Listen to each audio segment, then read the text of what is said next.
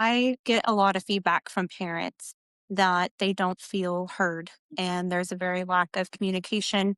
A lot of it is regarding safety because they're not able to go inside the school or volunteer or have that relationship that we kind of grew up with, right? And I know that can be tricky, but they're not feeling heard. And so they're going to the school, they're going to the principal, and it kind of stops there. And no, there's no change.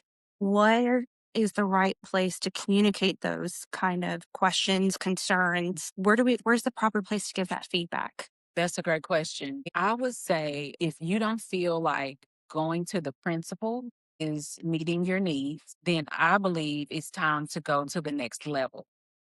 The next level would be the assistant superintendent. And that way your concerns can be heard there. Secondly, the school board meetings, they're open to parents to come and voice their concerns and provide feedback and share from their heart. Every school board meeting has time prior to the actual meeting starting. You have to sign up. There's a whole sign up sheet and all that is listed on the district website, and you can allow your voice to be heard there. I believe in the chain of command. Absolutely do. I agree with being able to allow people to do their jobs. So if the principal is not providing the necessary feedback or what you're looking for, especially as a parent, then I believe it's time to move it up to the next level. I feel very strongly with feeling like schools are drop your kid off and we don't ever want to see you again until pickup time. I have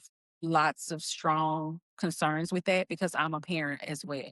And if you have my child, that's my most precious, valuable commodity, then I should be welcomed as well. Yes, there are safety measures. I know parents appreciate safety. However, there are ways around that too. You can, the district has background checks, they have measures in place so that you have the ability to be on campus and volunteer. As of now, the most I think is if you're not a part of PTO, maybe you can eat lunch with your students, but they do have things in place where you can get background checks and things like that. If it's at a stop with the principal, then it's time to move it forward because I don't agree with parents feeling like they have to look into the school where they're dropping their kids off. If we come together as a unified group making decisions for the kids or parents feel welcomed, I feel like we could be able to have the community feel that we really want. I'm all about building community and community ISD. So I'm going to look at it. I'm going to answer that question from two sides, from an educator standpoint and from a parent standpoint. And I can see the pros and cons to the question. Okay. As a parent, I've always told my children to be self advocates, to promote their education. The reality is, we want our kids to grow up independent, be successful, and to strive. Sometimes we got to let go of their hats to do that. We have to let them fall so they can get back up on their own.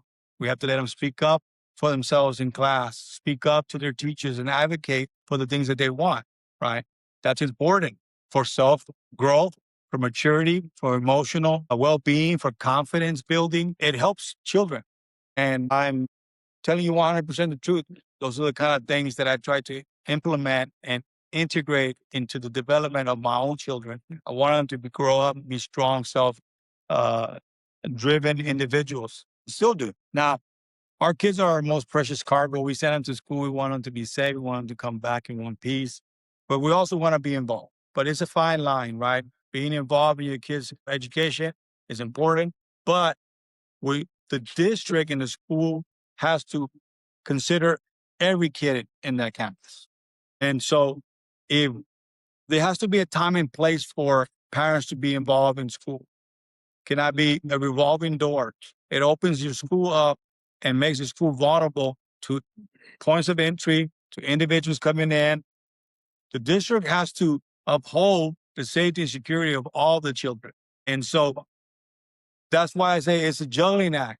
But there has to be communication and there has to be clarity of when are the best times? When can a parent come? When can a parent have lunch with their child? And elementary parents love to do this, right?